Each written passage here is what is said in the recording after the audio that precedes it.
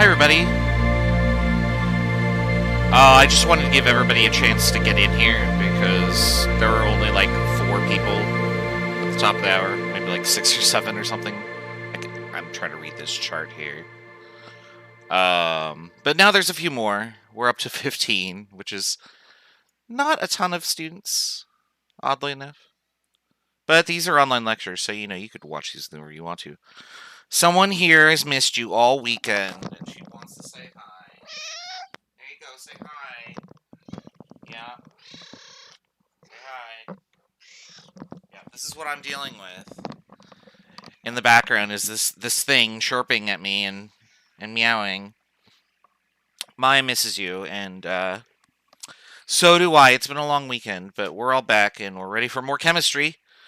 We're going to start Chapter 2 today, but before we do that, just a quick mention of things that are due. There is something due tonight. Lab Worksheet number 1. The deadline is tonight. That's the soft deadline. You get 24 hours after that, so it is absolutely last call tomorrow. So make sure that you have that uploaded by tomorrow evening. Same thing for quiz number 1, but offset that a day. Soft deadline is Wednesday the 21st. You get one more day to turn it in late. There is no late penalty, so it's just an extra day if you absolutely need it. But try and get it in as soon as you can. Let's get started. So, Chapter 2 is all about atomic theory. Like, how did we discover where atoms came from? Or, not where they came from, but what they are. We know where they came from. Like, that was supernovas and stuff from the Big Bang. But we didn't really know about like what made up an atom for a very long time. And in Chem 140, we very, very, very barely touch on how people discovered not just the notion that atoms could exist, but like what are the pieces? Like how did we detect the pieces? What experiments did we derive that observe the pieces? How did we conclude that this is what the atom looks like and not some other model? We're going to talk about that today. So the first thing that we want to talk about is a little bit of philosophy. So the idea of the atom has been one that has perpetuated for a very long time. So 2,400 years ago, this guy, the legend is that he was sitting on the beach, running sand through his fingers like Greek philosophers do. Um, and he thought to himself, I bet there's some smallest particle of sand that if you tried to break that down further, you couldn't. You would not have sand any longer. You'd have something else. So this guy was named Democritus, and Democritus thought of the idea of the tiniest particle of matter, and he called it atomos, which I believe is Latin for small little pile of things, or something, or along those lines. We have since shortened that to the atom because he had the right idea. At the time, he just had no way to test that. We're going to comment on that later. Now, there were two other philosophers around that time, too. They were also famous enough to get marble statues made of them. You may have heard of Plato and Aristotle. They're very famous philosophers. They thought Democritus was wrong. They thought, no, this is dumb. Like, no, matter does not have a finite endpoint. You should be able to divide it infinitely. You should be able to just cut things into smaller and smaller and smaller and smaller and smaller pieces. There is no limit. Now, how did they come up with these ideas? Well, it turns out that they got high on opium and drank wine all the time and then just thought about them. So they did thought experiments, aka philosophy. They defined it as true because they said so. But that's not so great for the physical world. So if we actually go and do the experiments, it turns out that Democritus' idea was the most correct of these three. So if this was a game show, we would be awarding Democritus all the points. But in reality, everyone here is a loser. Because nobody did any experiments here. This is just faith-based arguments. Like, this is true because I believe it to be. And that's not a great foundation for science, because what happens if you test it later and find that it's wrong? So we need to back up our hypotheses with experiments. And because they couldn't do the experiments, their hypotheses weren't valid even to begin with. Now, as time went on, we did test these hypotheses. So the hypotheses themselves have merit, but we can't accept anything as a scientific fact until we actually have data that supports or refutes it and helps us refine that. So be careful about looking too far back into history, because you eventually hit a point where ideas are not tested, they're just claimed.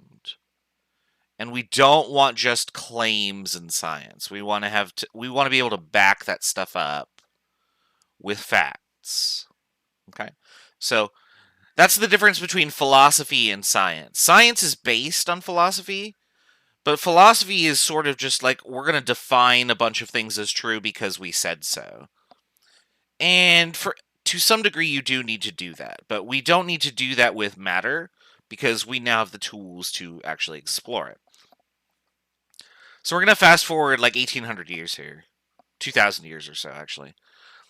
And Aristotle had a running theory of how matter was constructed. It was the four classical elements thing. Remember the very first slide that we talked about? Fire, air, earth, and water. And then the fifth element was Lila. Or Lilu, sorry. Lila is Futurama. But for a long time, people thought that these four alchemical forces were actually the things that constructed all of matter. And it wasn't until the late 1800s or so that this guy came along and said, well, wait, maybe Democritus was onto something. Let's try and test some of these ideas here. And so he did a bunch of experiments and came up with some basic ground principles that we as a society, as a scientific society, call Dalton's atomic theory, which is basically the foundation of how matter behaves at the atomic level and how it's constructed and some various properties about it. And so he made these 5 points. So here's the first one. Matter is made up of atoms. Atoms are the tiniest things that can be present and have properties associated with them that we can manipulate in chemistry. So in other words, if I have an atom of type A and another atom of type Q or whatever, they might be able to react with each other.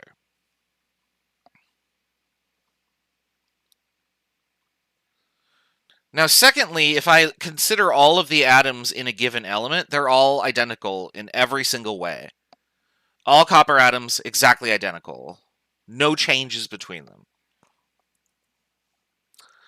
If you take in 140, you're probably looking at it and going, well, wait a second, isn't that wrong? And yeah, it's totally wrong. In terms of chemistry, it's correct, but in terms of like physical properties, no, not quite. We'll talk about isotopes a little bit later today. If we look at two different elements and try and compare them, they will differ in some physical feature. When I say physical feature, what I mean is like the number of nucleons in the nucleus, the number of electrons present around it, etc. There will be some difference that will allow us to distinguish them.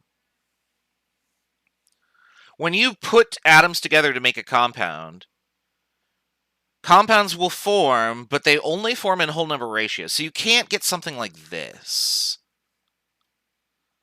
So I could get CO. Oops, I have the wrong pen selected. So you could get CO, for example, and you could get CO2, and maybe even C2O. But what you couldn't do would be something like this. Can't get CO half. That's not allowed, because you cannot chop atoms into fragmented pieces and then cause them to bond with stuff. So we're always going to have whole number ratios for constructing compounds. And then finally, you cannot turn one element into another element. So this was one of the things in alchemy that people pursued for the longest time. Lead was really abundant, but gold not so much. And so people thought, well, if we could turn lead into gold, that'd be really awesome. Dalton says, you cannot do that. Now, specifically, Dalton is saying you cannot do that in a chemical reaction.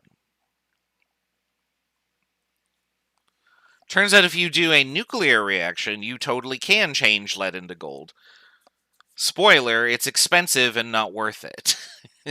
The energy required to turn lead into gold costs more than the price of the gold. So as a strictly academic sort of sense, like, yeah, you can turn lead into gold. Is it practical? Absolutely not. But when you're doing that, you are not doing chemistry. Chemistry is instead the rearrangement of atoms to form new substances. So I could take A and B and then combine them together to make AB, and AB will have different properties than either A or B.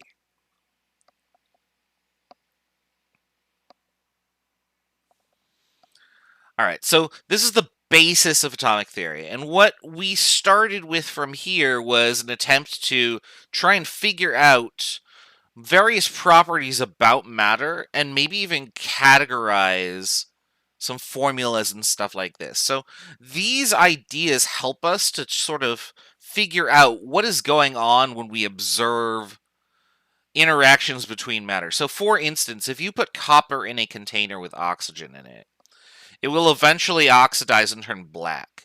Maybe you've picked up a penny off the ground and it's just been coated in this like crusty black solid over its surface.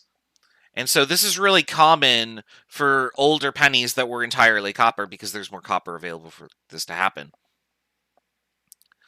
What you're seeing on your pennies is copper oxide. Copper oxide is the result of just copper being exposed to air for a very long time.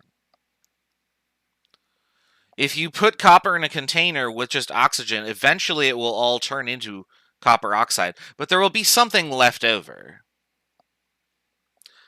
Can you revert the reaction? You can, so this reaction can actually go in the reverse direction.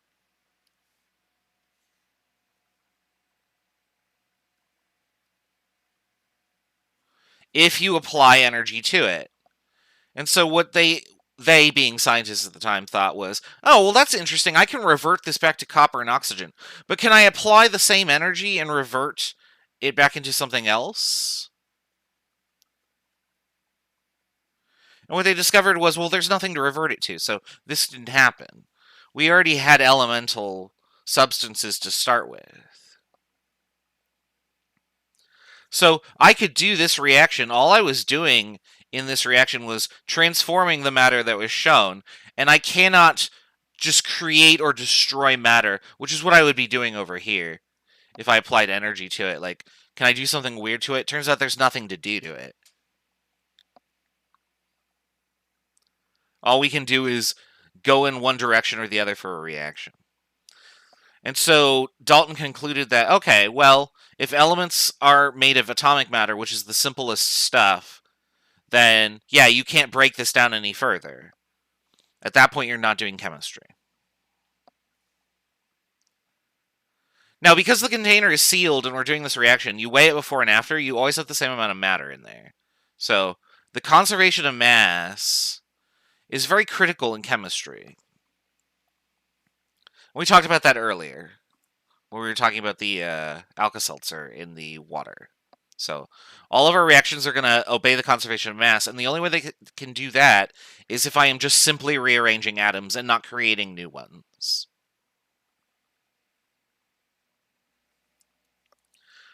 Now, what's going to come from these ideas is a sort of basic idea to figure out, okay, if we know that atoms combine in whole number ratios, what are those ratios? And so this is where the law of definite proportions comes in. And so this guy, you don't need to know Proust's name. All we care about for this slide is what the law of definite proportions is. It is the ratio of masses in elements, or of elements in a compound, will be the same no matter where you get that compound from, as long as the two compounds are identical. So, for example, if I get salt, like table salt from, I don't know, the Pacific Ocean, and then I go and get table salt from my Morton's salt bottle cylinder thing in my cabinet. They came from different places. Now I have a different cat here. Speaking of different places. Kresnik, do you want to say hi? Say hi. Meow. Say hi. Kresnik. I don't know if you can hear him. Oh, tried to pat him and he ran away. The salt comes from different places, but if we compared the mass of sodium to the mass of chlorine in there, we would always get the same ratio. So let's look at some examples of this. Two scientists collected a compound that contains carbon and oxygen from different sources. Maybe one person breathed into a balloon, and the other person looked at the gas from the engine exhaust or something like that. If antimatter popped into the jar and matter outside of it, the mass would change. That's not chemistry, though.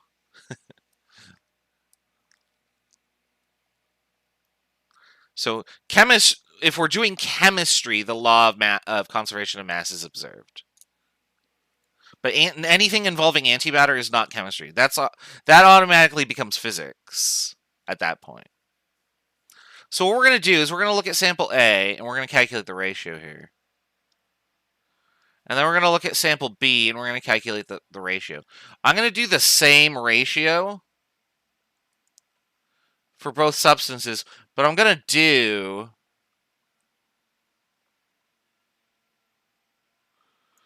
oxygen first, just because I want to get a whole number here. Oops, that didn't load. Hold on. There we go. Okay. Okay, so sample A,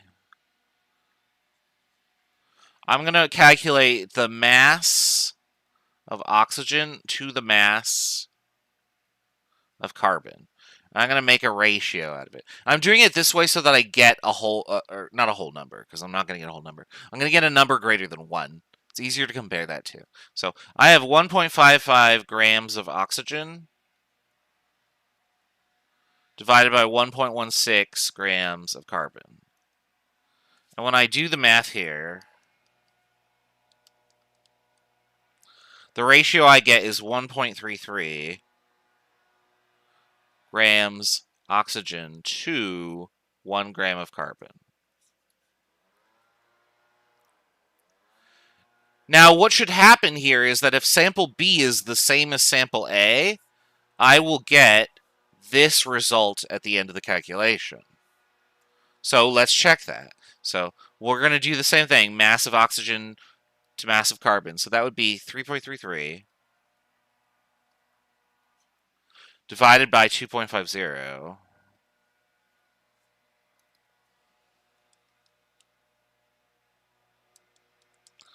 And I get 1.332. This actually up here is 1.34. Because it was 1.336.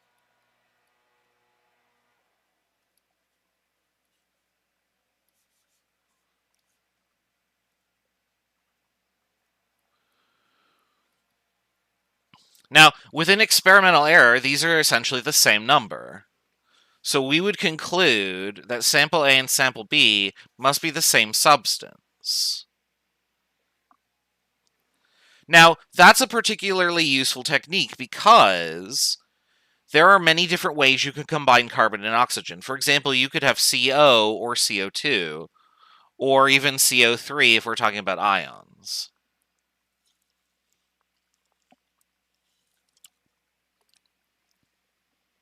So now we at least have a way of differentiating all these things from each other in terms of doing a calculation, because carbon monoxide and carbon dioxide are both colorless, transparent gases. You can't tell just by looking at them. You can tell, however, by doing a calculation. Now, for the next sample, what we're going to do is we're going to look at this one, and we're going to try and draw a conclusion based on it. So sample C, let me get a different color here. If I could click on the thing here. There's sample C. We're going to do that.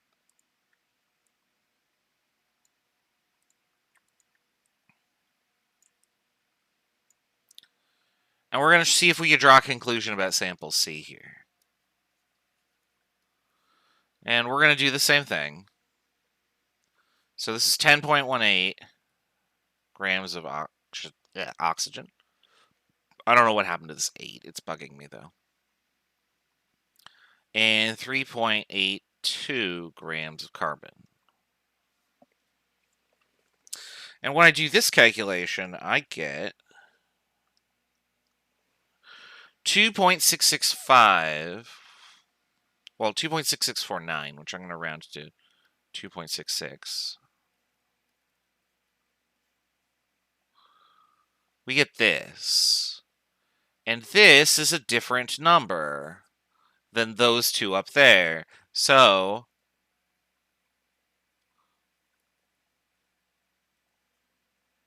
we would conclude that C is unique compared to A and B.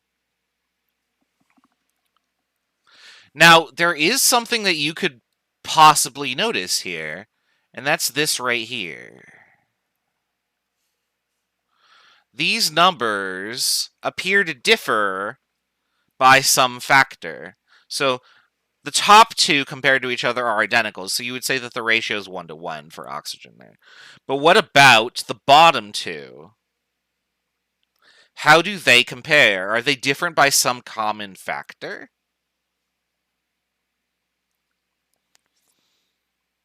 And if you're shouting at your computer, yeah, it's 2! It's totally 2, right? Because you just times this one by 2 to get the other one, right? And so this right here is another concept that we can come up with. So this is actually the law of multiple proportions, which is what we're going to talk about in a second.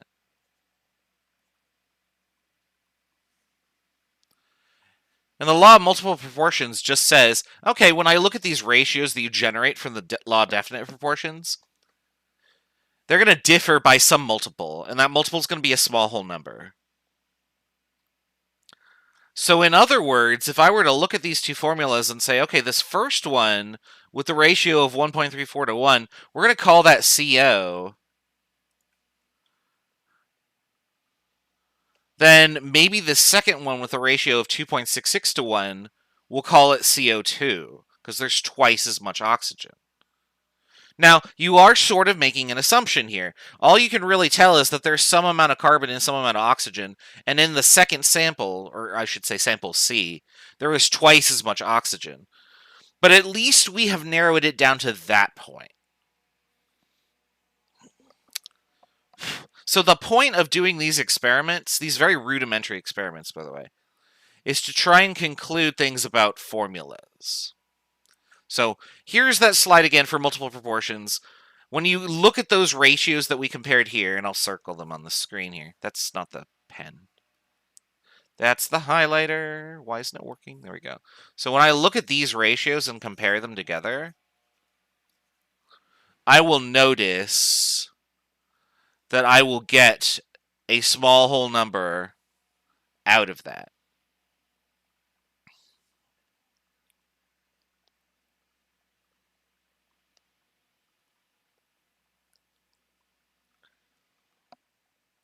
So let's look at those samples again. And we already identified that, okay, well, this is just 2 times this one. And so we would conclude that this is plausible for what the two formulas could be. Now, what if the first formula was CO2? Then the second one would have to be CO4.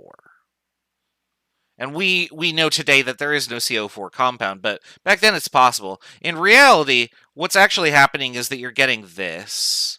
We know that this is true. And then for the other compound, this is also true. And X could be any number. In fact, actually, I don't even want this X right here. I could just put the C as one thing. The C could actually just be whatever number it wanted to be, so. But the point is that this is the difference here. So this is basically how we discovered chemical formulas, is we did this sort of analysis over and over and over and over again for as many compounds as we could find and analyze. And as you do this for more experiments, you eventually develop a sort of catalog and get to the point where it is actually safe to make some assumptions about compounds. For example, if you find a sample of gas that contains carbons and oxygens, and it weighs a very, very small amount per molecule, how would you know what it weighs per molecule? Well, you could fill the container with some amount of pressure and say, oh, okay, this pressure is the same number of molecules as it would be for another gas, and then take its mass and find, oh, it weighs way less, or we have not observed anything that weighs less. It's probably safe to give that one the smallest formula. That was where they went with that. We eventually developed a much easier technique called mass spectroscopy, actually. We're going to talk about that in great detail at the end of this chapter. So what I want you to do is I want you to look at these two samples. These are compounds that contain iron and oxygen in them. And what I want you to do is tell me, are samples X and Y identical or unique? And if they're unique, what is the difference between them? Like, what's the ratio? Now, you may not get a ratio of small whole numbers when you do this. You might get a fraction. If you get a fraction and you're like, oh, they differ by like 1.5, times everything by 2, just to get rid of the fraction. All right, so answer those questions for me. We'll go over the answers together in 2 or 3 minutes. And we'll check back. I'll check up at. I can't talk today.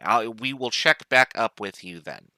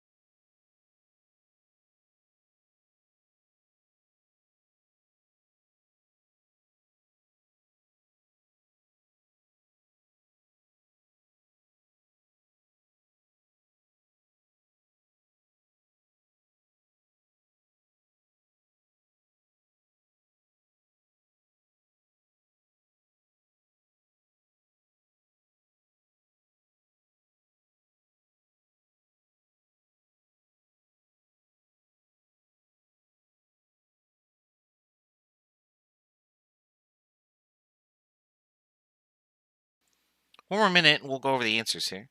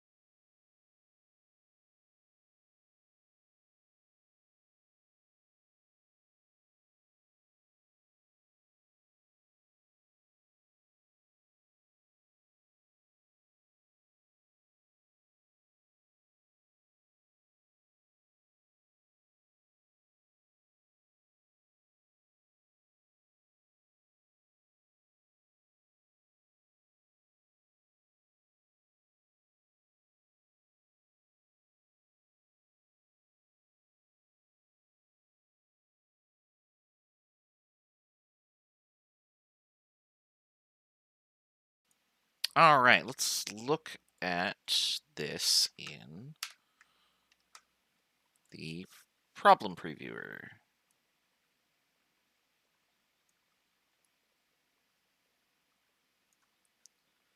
All right. So just like before, we're going to collect the ratio of these two compounds. So I'm going to start with X here. Oops, hold on. Let's do that in black so it's easier to see. And so we're going to do, I'm going to do the mass of iron to the mass of oxygen. And again, I'm doing this just so I get a number that's larger than 1. So for this first one, I've got 47.13 grams iron to 20.26 grams oxygen. And so that ratio would be 47.13 divided by 20.26. 2.326.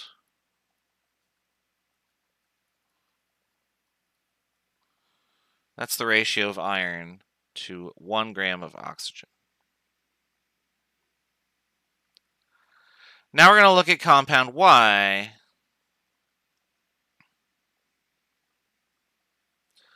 And we'll say it's the same formula, but we're going to do 35.63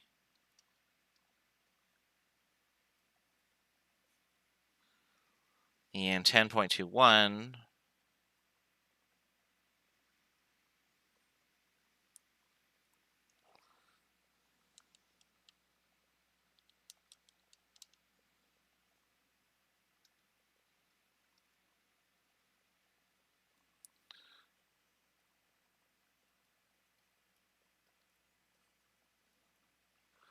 So there we go. Now we have this ratio. So we would conclude that X and Y are unique, because they don't have the same result, right? And we tell that by just looking at that.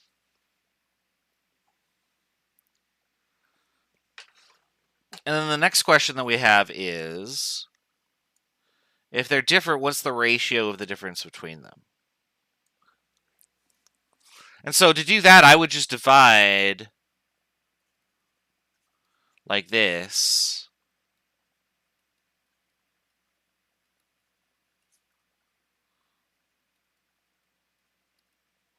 We don't really care about this part so much. But if I look at the ratio of iron here,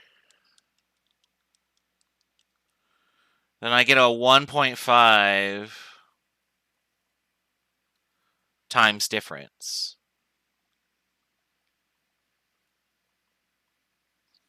And so in other words, what's happening here is if the top compound is this, then the bottom compound would be this. However, that doesn't make any sense, right? You can't have whole numbers, and so this is what I meant by multiply by a number so that you don't have fractions. And so you would actually get this. as the possibility for this compound. Now, this is entirely fictitious. Obviously, Fe3O2 is not a thing, but it is different from FeO. And I'm not even making any assumption that the amounts that we have calculated are these things. We have sort of assumed that this is the first thing because we needed to start somewhere, right?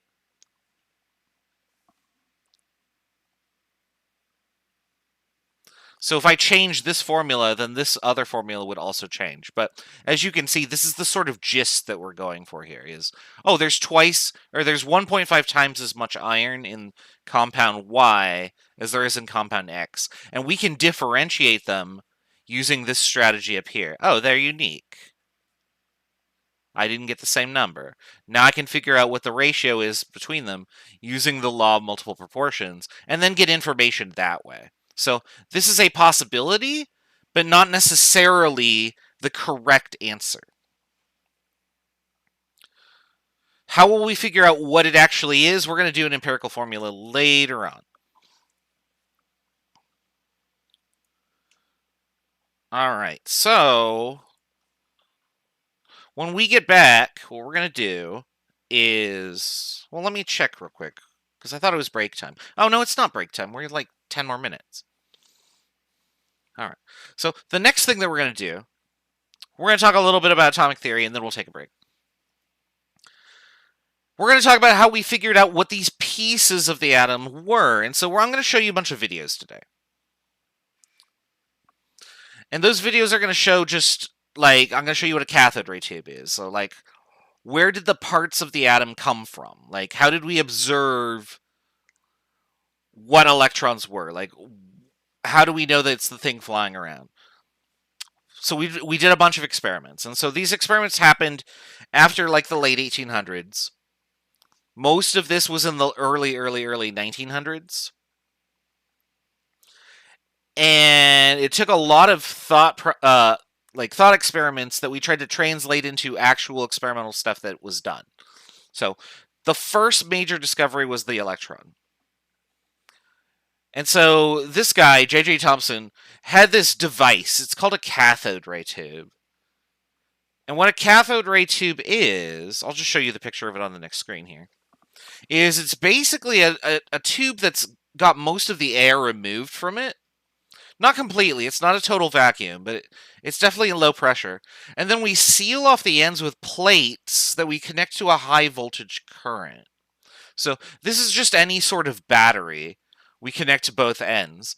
And what ends up happening is that because there is very little air... Oh, excuse me. Since there is very little air in the space between the electrode plates, the current can be launched from one electrode to the other. In fact, the electric current, or that you see, that green beam, goes from the anode, which is the negative side, to the cathode, which is why it's called a cathode ray tube, because the beam is shooting towards the cathode. Now, if you apply a magnetic field to this, something really interesting happens. If you've taken a physics class, you know that electric fields and magnetism are related. They're orthogonal. And when you combine them, you get light. If I apply a magnet to anything that has a charge to it, its trajectory ends up bending because of how the right-hand rule works. I believe that that's how it works anyway. And so what this implied is that, oh, okay, I can use my magnet as a charge detector. If I point this at anything with a charge, it gets deflected. And this is what happened with this beam. This is how the electron was determined to be charged. So the gist of what was happening here was that when a current was applied across this cathode ray tube, something charged was leaping through space from one side to the other. And what that meant was that, okay, if there is a charged thing moving over the space, it can't just be atoms. We're not firing atoms across this tube because atoms are electrically neutral. We must be firing parts of atoms. So here I have a video about cathode rays that we can watch. If I can click on the thing. There we go.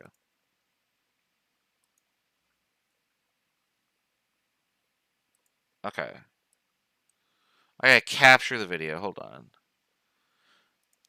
So this is my favorite super boring chemist. Like, he appears to be very boring, but he's actually, like, really humorous. Did I capture this all the way? Let's see here. There we go.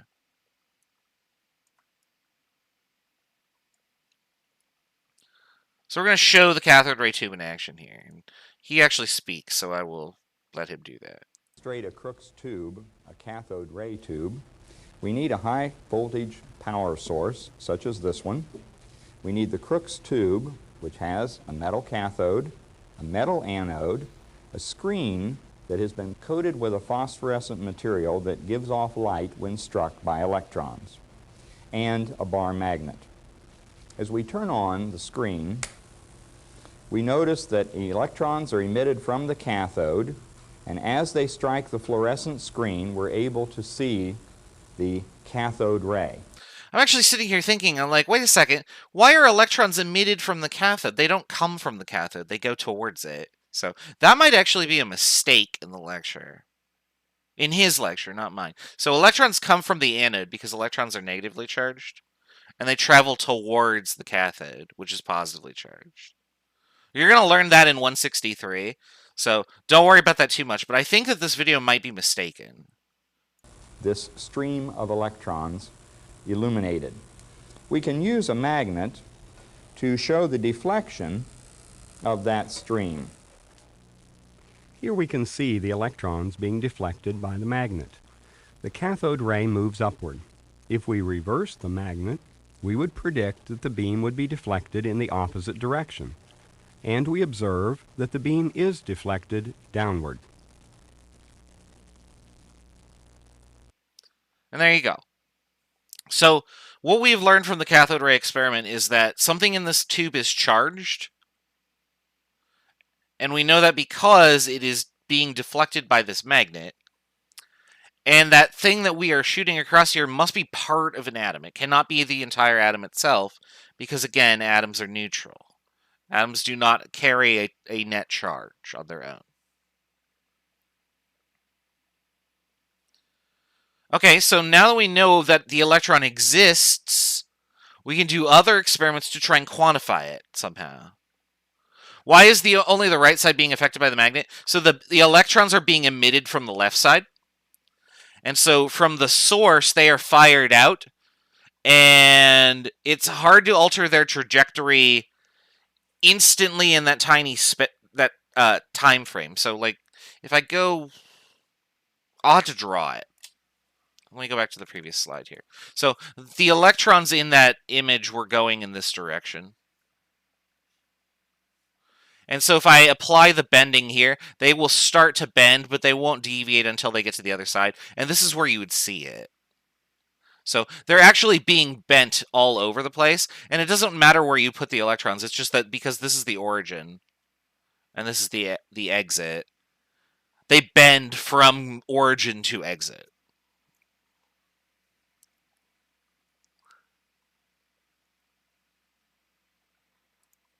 You got it, no problem.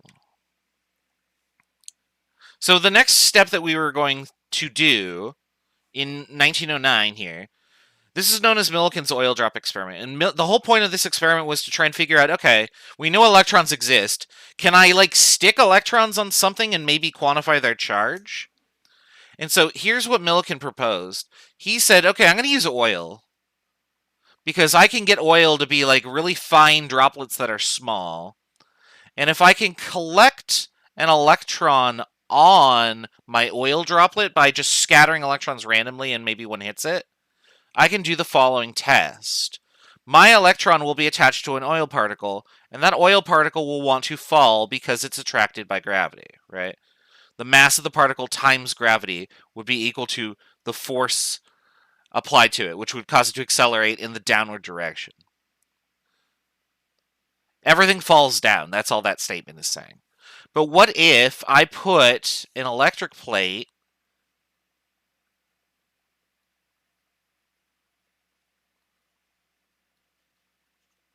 that is a negatively charged field. And then what will happen is, oh, my electron is negatively charged too. So this is going to get repelled in this direction. And the force at which it will be repelled is going to be proportional to the charge on the electron that it experiences here times... I used the wrong variable. I want Q. Q is my charge here. I want Q, the charge of the electron that is right here, times the magnitude of the electric field, which I'll just call E.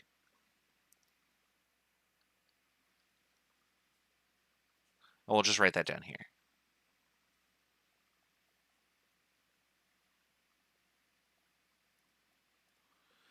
And so what they said was, okay, well, if these are both forces, and I can get this to be exactly level, where it doesn't move anymore, by setting my electric field to some intensity. I know what the mass of these oil drops are because I could just calculate an average. I know what gravity is. I know what the electric field is because I set it there. I could solve for the charge of the electron. And so that's exactly what happened, was Milliken performed this experiment, allowed droplets of oil to fall through this plate at the top. There's a pinhole right here that lets my oil fall through. And then he bombarded the oil droplets with electrons. And the electrons would either stick to the droplet in singles or pairs, or even more sometimes. And as long as he found the smallest one, the one that repelled from the plate the least, because the ones that repelled more had multiple electrons, they would repel at twice the force, he could figure out properties about the electron. And so that's what ended up happening here. And I just want to get to the video here. So here are the numbers that are relevant to us. We're not going to use these numbers in this class a lot, but this one will be useful in 163, or if you take physics. And then this one will be useful to you only if you're in physics. So let's just define these really quickly. So this is the charge of an electron. And the unit there, C, is the coulomb. A coulomb is a unit of charge.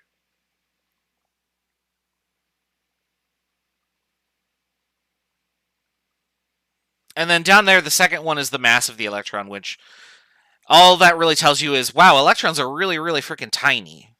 We're not going to weigh electrons. In fact, we're going to assume that electrons are massless for our purposes in our calculations, because the amount of mass that they provide will affect our calculations down to like 5 or 6 sig figs, but we never really calculate that far down anyway. Yeah, if you're in Physics 243, you need that number. That number will be very important to you. In fact, in Chem 163, it's also really important, because when we do electrochemistry, I will ask you questions like, what's the voltage that passes through this current, and how much energy is that for a reaction? And so voltage is joules per coulomb, so you need to know what a coulomb is. All right, let's look at the oil drop experiment, and then we'll take a break here. I keep hitting the Windows key. That's not how I get the arrow cursor back. There we go. All right. I hope this captures adequately. It's not great. Let me fix it so that it's all on the screen. So I believe that this is going to be a robot voice telling you everything that I basically just told you. So here we go.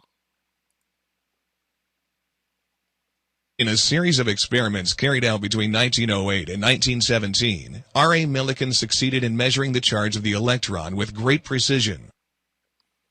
In his experiment, a fine mist of oil was sprayed into the upper chamber with an atomizer. Some of the tiny oil droplets fell through the hole in the upper floor, and Milliken was able to determine the mass of an oil drop from its terminal velocity. Next, Milliken used an X-ray source to ionize gas molecules in the chamber. Electrons from this ionization process adhered to the oil droplets. The oil droplets now carry a negative charge. The negatively charged oil droplets can be halted by adjusting the voltage across the two plates. As the voltage across the plates is increased, the velocity of the oil drops slows. As the voltage is increased further, some drops will begin to move upward toward the positive plate. If the voltage is set just right, an oil drop can be suspended. When an oil drop is suspended, its weight, mass times acceleration due to gravity, is exactly counterbalanced by the electric force applied. The electric force applied equals the applied electric field, E, times the charge on the drop, Q. Since the mass of the oil drop, the acceleration due to gravity, and the applied electric field are known, Milliken could solve for Q, which is the charge on the drop. Milliken found that droplets had different charges, but each was a whole number multiple of a smaller charge, equal to negative 1.60 times 10 to the negative 19th coulombs. Sorry, I was muted there. Sometimes the subtitles get a little bit in the way. Let me actually turn that off there. There's the charge of the electron. Now, the negative symbol in front of that is just because we have defined electrons as negatively charged. A proton is positively charged and actually has the same charge because protons and electrons are oppositely charged of one another. But the sign on a proton is a positive number. And that's totally arbitrary. We decided protons are positive and electrons are negative. In fact, there are issues in physics, which may actually be where the cathode ray tube problem comes up here that I mentioned earlier. Like, wait, isn't that backwards? In physics, a lot of the convention involves around positive charges moving, because Benjamin Franklin, when he was figuring out all of this, I believe the story is that he just didn't know which one was moving, so he called it the positive one. And then it turns out that was wrong, and so all of that physics is now backwards. Which is, it's too late now. We can't fix it. It's too... This is how we're stuck with it. So, yeah. So we determine the charge of the electron in this way. Now, you also heard from the video that it was possible for multiple electrons to get stuck on an oil drop. And what that means is that if an oil drop picked up 2 electrons, then the charge in the formula here, let me put this back up here. Instead of Q, it would be 2 times Q. And you could still solve for Q. Now, how would you do that? Well, you'd have to double the electric field. And if you doubled it, then, or not double it, you'd have to halve the electric field. Because 1/2 E times 2Q would give you the original Q. And you'd be able to solve for it again. Alright, so what do you need to know out of all of this? You need to know what the experiment is, and then what was discovered. And I'm strict about what was discovered. So, for instance, the oil drop experiment did not discover that electrons had a negative charge. It discovered how much charge they had. Okay? The cathode ray experiment discovered that electrons have a charge. Okay? So, be mindful of that. The semantics here are actually really important because you don't want to attribute the wrong thing to the wrong people. And my quiz is going to be full of these questions about this stuff because you could tell that that's where the quiz is going. Oh, let's learn about the history of the atom. And so I'm going to put stuff in the quiz that are going to be things that are true but not discussed by that experiment. So make sure you know what the experiments were, or at the very least have your notes handy when you get to that question, because those types of questions will be asked. I clicked on the wrong thing. That's the thing I wanted. We're going to take our break. Let me put the timer on here. And where is my music? I gotta find it again. What do we got? Oop. Okay. There we go. Alright, so we'll start the clock. And I'll see you in a little bit.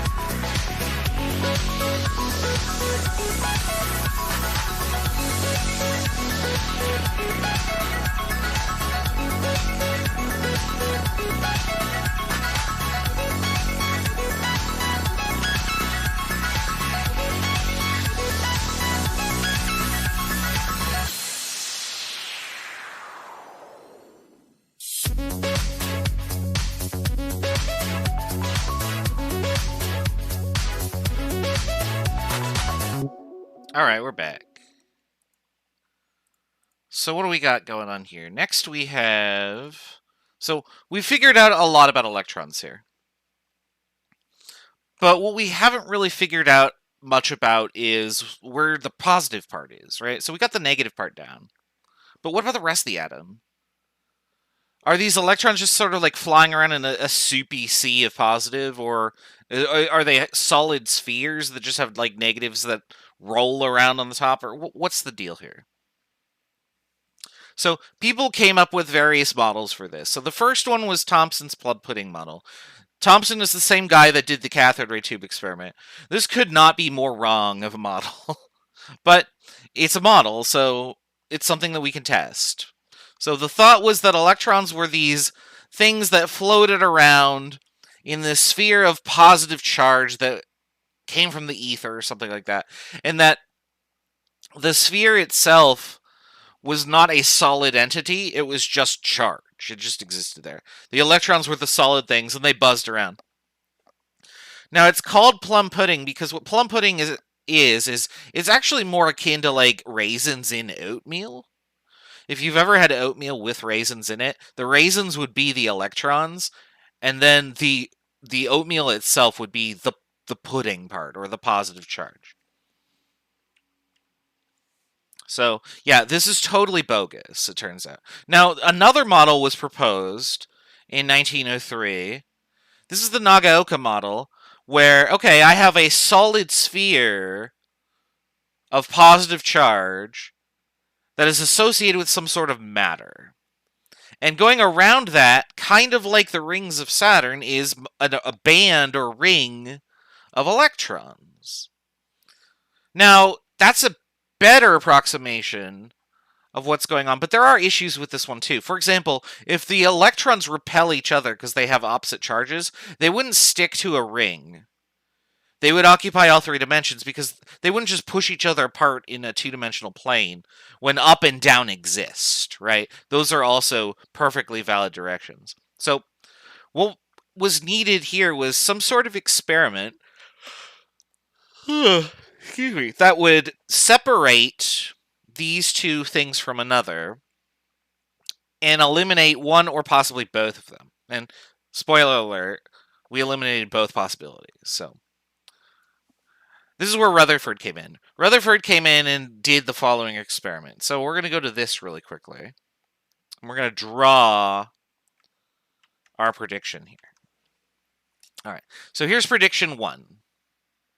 This is the plum pudding model.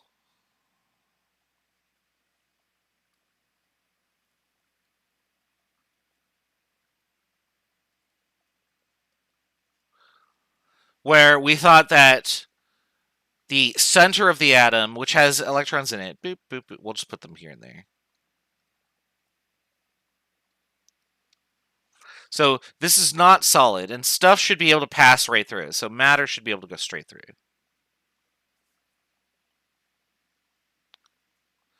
Kind of like an electron cloud, except positive. That was what the plum pudding model thought.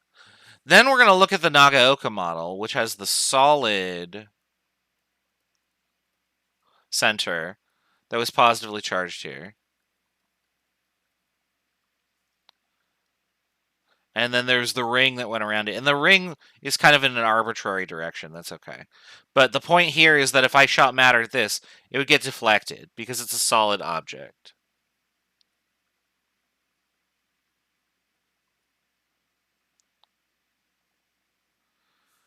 But there's actually a third possibility, because what if instead of being a solid large object, we instead had a solid small object?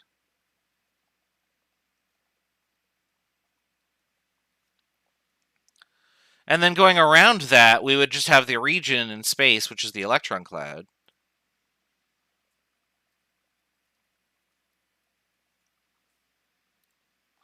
And then if I fire matter at this, I should get both results. So like if I'm too high or too low, it will go straight through. But if I do manage to hit this, it will bounce off.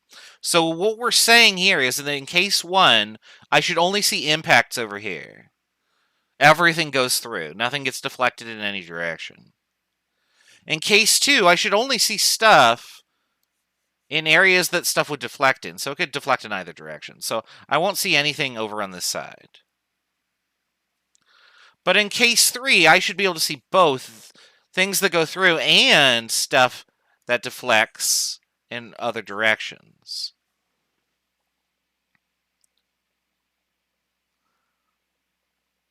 We're going to talk about the electron cloud and orbitals in Chapter 3, so I'll save that question for a few weeks later in this quarter. Now, this should be an easy experiment to test here.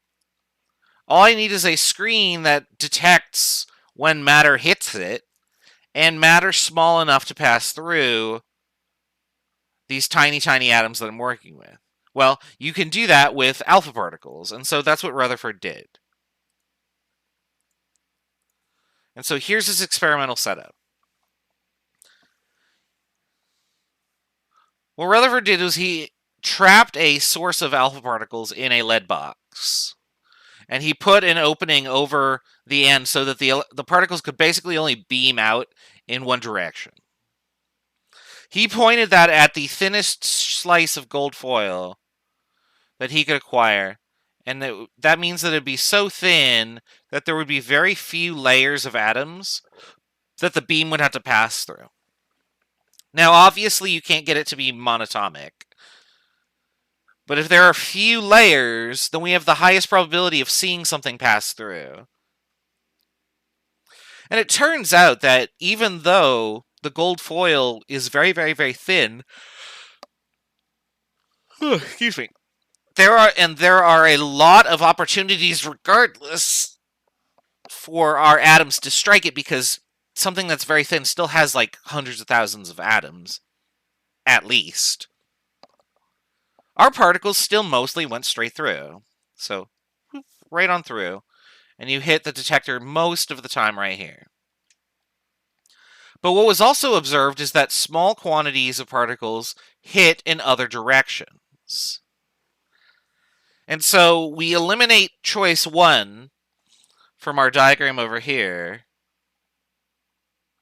because some particles were deflected. Well, in the Thompson model, nothing could be deflected. It was completely nebulous. So this is invalid. This has been discounted.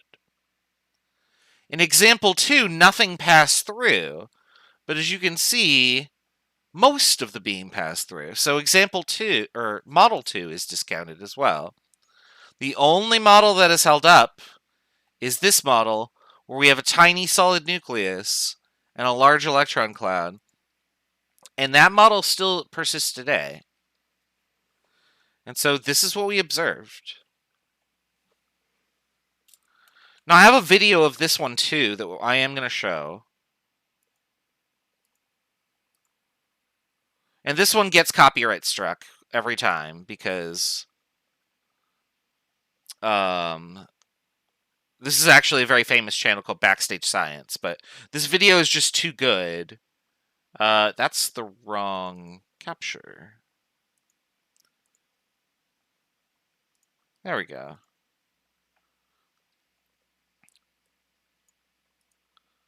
All right. All right, so I'm going to hit play. And I'm going to fast forward a little bit here. Try to find where he starts talking about it. Yeah, here we go. So this is what the experiment looks like. You could see the gold foil in the middle here. This is the source of the part. Sorry, the source is right here. This sort of brass tin. And then this right here is the sensor. All right, so I'm just going to hit play here. We now know to be the nuclei of There helium we go. atoms through a very thin gold foil. The brass can in the centre of the picture contains a small americium-241 source producing alpha particles. Most of the particles are absorbed in the brass. There is a small opening producing a beam of alpha particles. They pass through a gold foil, which is about 1.5 microns in thickness, and they are then detected by one of the two detectors set up behind the foil. One of the detectors counts particles going straight ahead, which is the majority, and we count a rate of... So this is, F is the fixed detector, and you can see that like every second, like 1,000 particles are going through, because it's going up really fast. Per second. The second counter, we can move to measure the scattering rate as a function of angle. This is the mobile one. You can see it goes up much more Now, slowly. The experiment that he and his colleagues carried out was very laborious. It involved them sitting for hours in a dark room, holding a tiny fluorescent screen and looking just by eye for flashes of light on the screen. We've replicated that with modern detector technology. So what you're going to hear is every time a particle is deflected and hits the detector, a doorbell goes off. So working in this lab could be kind of obnoxious, but it is so infrequent that a particle gets deflected in just the right way. But because there are so many particles being fired off from the detector, the probability of one going in the correct direction and hitting the detector is maybe once every 10 seconds at least. In its current position behind the foil, it will measure one count every few seconds.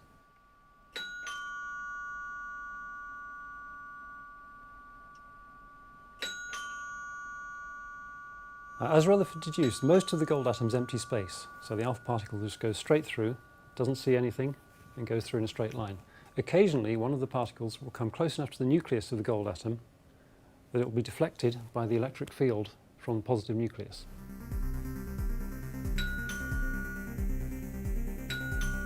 If it comes at a glancing blow, it will be deflected through a small angle.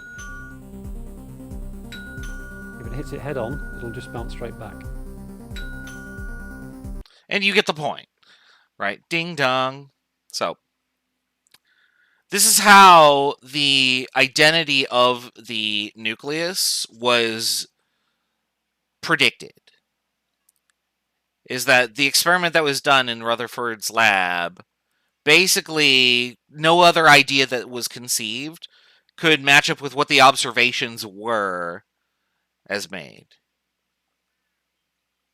Or it could not match up with the observations that were made. Sorry. Now, where do positrons come in the picture? Positrons are antimatter, and we don't cover antimatter in chemistry because it's not normally observed matter. Now, to be fair, positrons are the result of nuclear decay, which we do talk a little bit about in 163. So, positron emission is a thing where you emit positively charged electrons from a nucleus where you turn a proton into a neutron. That is a thing that can happen. But that is getting outside of the domain of chemistry. That's in nuclear physics. All right. This slide is just a little bit about common radioactive particles. So what is this alpha particle that was being used? An alpha particle is just a helium nucleus. And by helium nucleus, what that means is that it's just the center of the helium atom with no electrons on it. An interesting property of that is it's positively charged, which means that when you fire it at a nucleus, it will get reflected very, very readily. If you fired electrons at a nucleus, then there is the chance that the electrons could combine with protons, you make a neutron. Which is a weird, also sort of nuclear physics thing that can happen. Protons and electrons can combine to make neutrons, or you can break a neutron into a proton and an electron. But alpha particles don't have that problem because the nucleus is positively charged. The alpha particle is positively charged. They will just deflect. So I'm not certain that that was the reason why the alpha particle was used for the experiment, but I would suspect that. I suspect that they knew that the alpha particle was positively charged, and they knew the nucleus was, so they selected it for this reason. Because alternatively, you could have picked a beta particle. A beta particle is just a very light negatively charged particle, which is actually just an electron. Beta particles or beta radiation is just electrons. And then gamma rays are just high powerful photons. Highly powerful photons, sorry. Now, because it is a photon and is energy and not matter, photons don't have charges associated with them. So we can separate all these by, again, electric fields. Something that is positively charged will bend towards a negative plate and away from a positive plate. Something that is negatively charged will bend in the opposite direction. And something without a charge just goes straight through. And so you can see all of this information on the screen here. And when these radioactive particles strike the plate, wherever they do, and in what intensity, that tells you about what particles were emitted.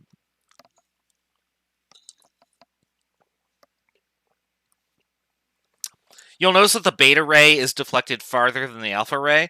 That's because electrons are much, much lighter than helium nuclei, so they bend much more easily with the same strength electric field.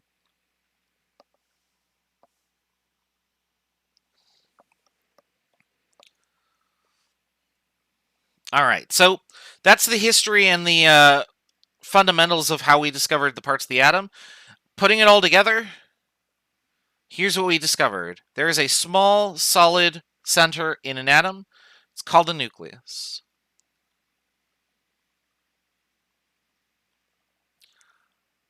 Inside the nucleus are positively charged particles. We know that because it deflected our alpha particles. We called them protons. The things that went around the outside, electrons.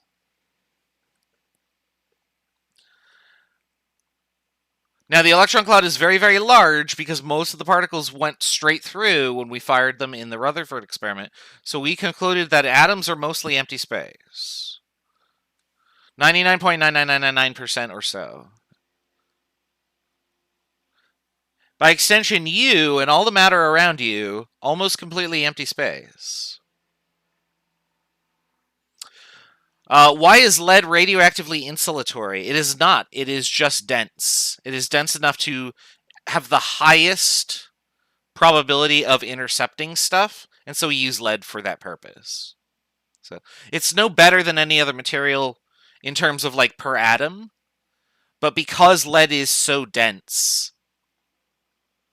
we could use it for that reason. You could also use uranium. Uranium is also extremely dense.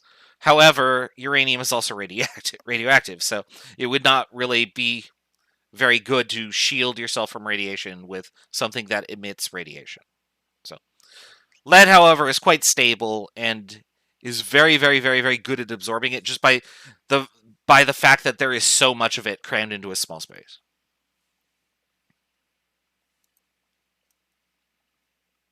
All right. Now, this statement down at the bottom, I'm sure you weren't aware that there is a charge to mass ratio. But during the time of doing all these experiments and discoveries of parts of the atom, a problem started coming up, and that problem was that the amount of charge that was shown in the nucleus was not as high as it should be given how much mass there was. So they thought, okay, if the only thing in the nucleus is protons, we should get this much charge. But we're getting like half as much as we expect. So what's the deal here?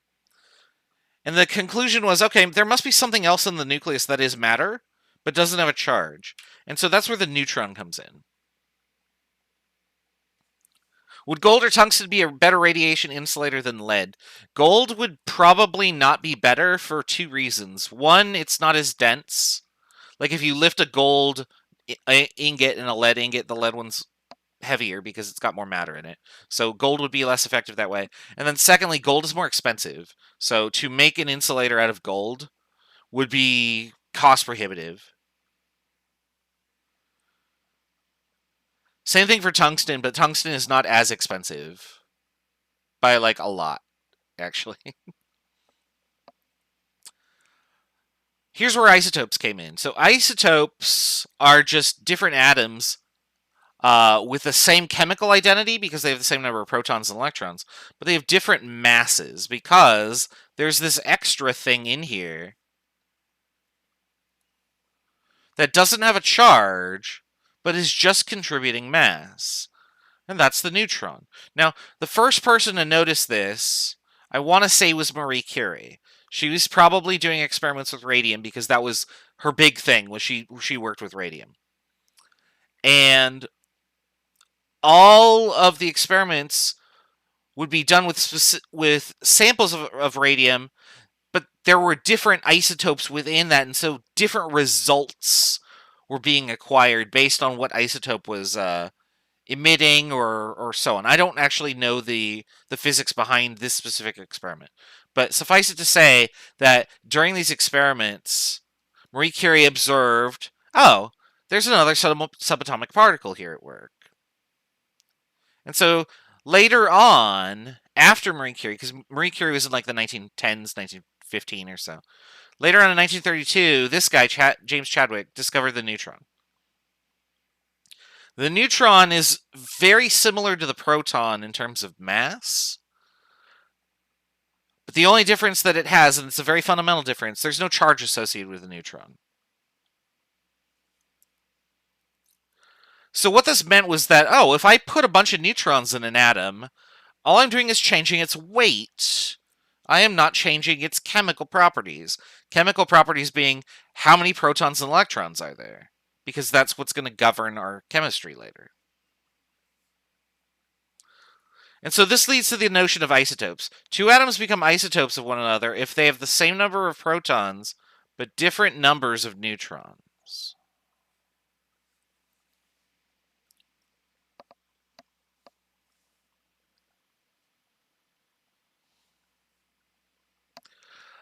This screen should be very, very familiar to you if you've taken a chemistry class before, which I suspect most people have. This is just a model of the nucleus and the electron cloud going around the outside. Now, this diagram is very, very, very exaggerated. So, for instance, if I fill this region in blue in the center here, and I say, oh, that's about 1.5 inches on my monitor, if I was going to do the calculation, I would say, okay, 52,800 times 1.5 inches, and I get 79,200. I'm going to divide that by 12. I get 6,600. So that's how many feet wide the electron cloud should be. So the electron cloud would be over 1 mile in radius. No, sorry, in diameter it would be. Because the whole diagram is 52,800 to 1. So this diagram, imagine it like a 1/2 mile in either direction would be the edges of your electron cloud if the nucleus was just what I highlighted in blue. So that's how small the nucleus is compared to the electron cloud. In fact, if I drew an electron cloud like this on the screen and I tried to fill it in, and then I tried to put a dot in for where my nucleus was, boop, that's too big by like orders of magnitude.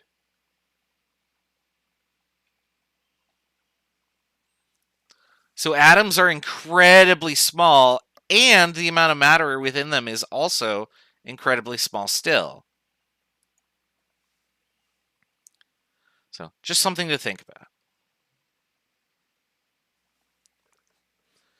Next, we have the charges. So we've indicated here on the electrons that the electrons have negative charge and that the protons have positive charge. Neutrons don't have a charge. A neutron walks into a bar and says, "Hey, can I get a drink? How much will this cost?" "For you, sir," the bartender says, "no charge. You're a neutron." Rough crowd tonight. That's okay. Now, what is the purpose of the neutron? So there is actually a force that is connecting these two things together. So neutrons attract to protons, and the force that holds those together is called the strong nuclear force. You don't need to know that. But there is an attractive force between neutrons and protons.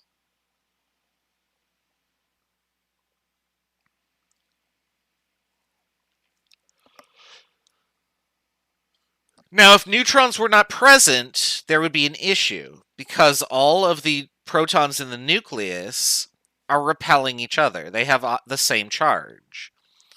And so they are trying to push each other apart as hard as they can.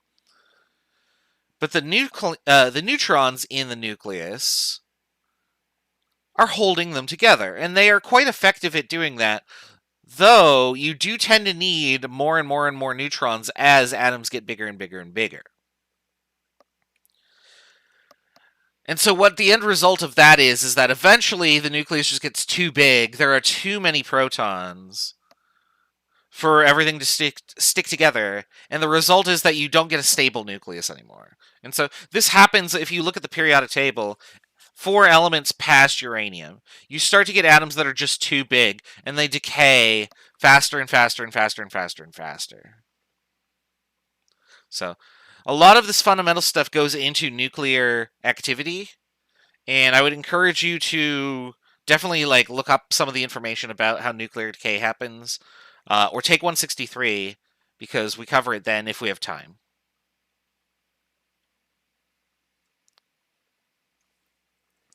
Now, for every atom that we're going to look at on the periodic table, this property is always true. I should just highlight the sentence, really.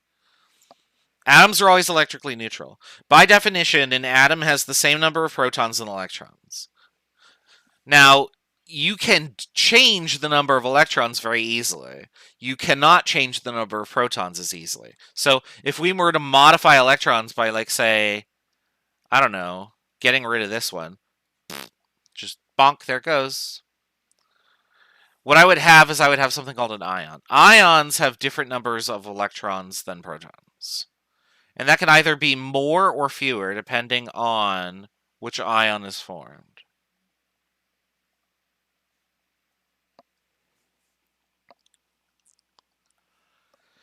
We're going to talk about ions in Chapter 4. Excuse me, a lot. I don't know why I'm so tired. I got plenty of sleep last night. Hopefully I'm not making everybody yawn as I yawn into the mic. I apologize. Alright, there's our summary. Atoms are tiny, they make up all matter. For any element that we look at, all the atoms will be chemically identical. Notice that I've changed that statement from Dalton's law. They're not physically identical, they are chemically identical. Ionization is the way to control the charge of a system. Yeah, so technically speaking, ionization is the removal of electrons. But you are controlling the charge of the system by making it more positive. Now, if you want to add electrons, that's called electron affinity. But the colloquialism is, if you produce an ion, you are making something with a charge, whether it is positive or negative. So, the three parts of the atom are protons and neutrons, which live in the nucleus, and then electrons, which live along the outside in the electron cloud. Protons have a positive charge. Electrons have a negative charge. Neutrons have no charge. The number of neutrons in an atom gives you different isotopes. And those atoms are chemically identical because they have the same number of protons and electrons, but they are physically distinct because they have different masses and weights. All right, so that's the summary of how we discovered what atoms are, how we came up with the ideas and the premises behind the structure of the atom, and all of the stuff from that. I got 10 minutes left. Okay, cool. So any questions, let me know. I do need another drink of water here. I am now out of water. That's a problem. Only 10 more minutes, though. Okay. Next thing we're going to do, we're not going to finish this section today. We're going to just kind of introduce it, is we're going to try and represent all of this information we've just discussed symbolically. So the first thing we need to do is assign numbers and terminology to things that are physical objects that we can identify. So the first we're going to do is we're going to count the number of protons. The number of protons in something is the atomic number. So we will define an atom's identity based on its number of protons. We don't pick electrons because electrons are easy to manipulate, and that would change our atom. Protons are very difficult to manipulate. So we don't manipulate protons at all. We're just going to have, if there's like 20 protons, then that atom is just going to be, where is it? Calcium. There we go. Uh-oh, Maya, you just left. Where'd you go? There you are. Maya wants to say hi. Say hi. Okay, can you go away now? I swear if I don't do that, she will just keep meowing at me and then I will go crazy. She loves the microphone. I should just give her own headset. I don't have to connect it. She doesn't need to know. Maya, don't play with the cords. Now she's playing in the headset cords. God. Cats, I swear. Let's talk about constructing ions. So the first thing that we're going to look at... Oh, it's on this page. Okay, I was expecting pictures here. The first thing that we're going to look at is what happens when we add or remove electrons. So remember that electrons are negative. So if I add something negative to something, it becomes more negative. Think of it like numbers. If I start with something that's neutral and I add a negative number to it, the result is a negative number. Likewise, if I start with something that's neutral and I subtract a negative number, then this happens, right? Subtracting a negative number is like adding a positive number.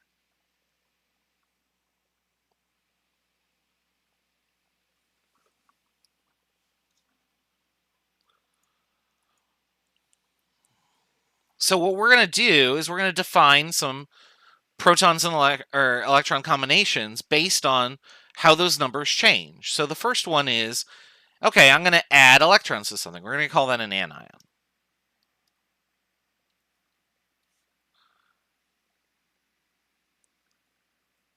So that's more electrons than protons. If I have fewer electrons than protons, the result that we're going to have is called a cation. It's for the same reasons I just mentioned. If I add electrons, I'm adding something negative. If I'm removing electrons, I'm removing something negative. It's like subtracting a negative number. OLA, OLB, and OLC are just the section numbers. For this quarter, they are LSA, LSB, LSC. So find what section you're in based on your personal schedule in My EVCC. Or just type the section number in your lab report. That works too.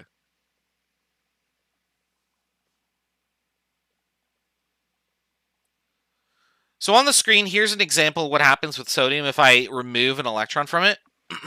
you'll notice that, oh, I have 11 of each. That checks out. Sodium is element number 11 on the periodic table. But if I remove an electron,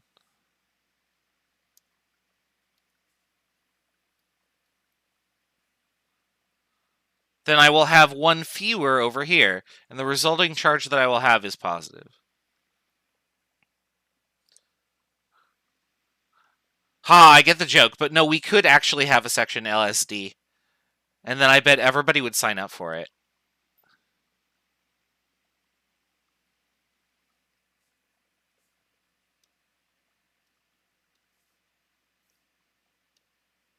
Just trying to get the pen back. There we go. Now, if I do the opposite with, say, chlorine here, just as an example, if I add an electron here, then I gain a negative charge, and the overall charge becomes negative. Now, you'll notice something is happening to the size of the electron cloud as I do this. And again, it is exaggerated, but the gist is the right idea. When I remove electrons, there are fewer electrons going around the outside, so the electron cloud decreases in size. Likewise, with the chlorine atom at the bottom becoming the chlorine ion, or chloride, I should say. If I add extra electrons, I now need more space for all those electrons, and so the electron cloud goes bigger. So the size of the electron cloud is affected by the number of electrons that are in it. That's going to be very relevant to us in Unit 3, which is a ways away, so don't worry about it just yet.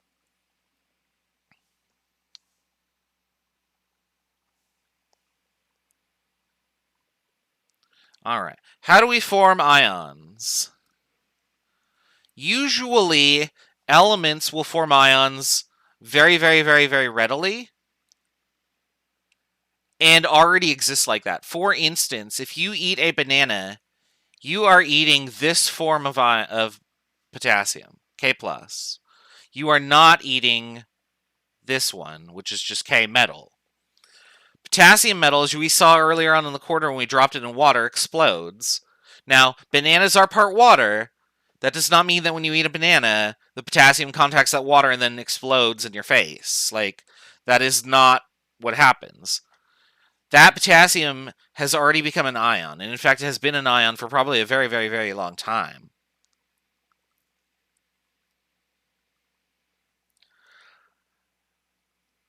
When the matter was first created at the start of the universe, all the atoms were probably neutral. That is my best guess. Maybe if they were like in a really hot environment, like the electrons could have been ripped off of them, and then as stuff coalesced as it cooled down later after the Big Bang, electrons could have been attracted to things that had a positive charge, and they would slowly form neutral atoms. But most atoms will tend to be reactive enough that they don't want to be neutral. And so, as we shuffle electrons around, we will end up getting cations and anions. Generally speaking, elements that are metals, and those are things that are on the left side of the periodic table, metals tend to form cations. Metals tend to want to get rid of their electrons. They lose them. Elements on the right side form anions. They tend to gain electrons. We're actually going to talk about the reasons why this is in Chapter 3. So we'll save that for that time. We're going to do this first thing on Wednesday, I think, because let me just check how many slides I have here for this section. Yeah, we're cruising right on through this. We've already done half of Chapter 2, so that's good. So this section has a few problems, but it is something that I let you work on, and we don't really have time to do it. So we're going to continue this discussion tomorrow and probably finish Chapter 2 on Wednesday. So yeah. Alright, that's all I got for today. I do want to thank everybody for coming out to the lecture. It's nice to see that there were a lot more people when I looked at the thing here. Yeah, there were 26 now watching the video, so that's a lot more. Thanks for coming out to the lecture and asking questions. I totally don't mind people asking random questions, because if you ask them here, or ask them on Discord, or ask them through my email, at least they're getting answered, to the best of my ability anyway. Make sure that you get those lab worksheets in and quiz number 1 in. Those are due in the coming days. Those dates on your screen are soft deadlines, which means that you get one more day to turn them in. It will be flagged as late, but I ignore the late marker. As long as I get it in the folder when I download it after the assignment closes, everything will be okay. Yeah. I don't have anything else to say, so I'm just going to hit this button, start the music, and I'll wish you well. Have a good day. See you tomorrow. Enjoy the sun.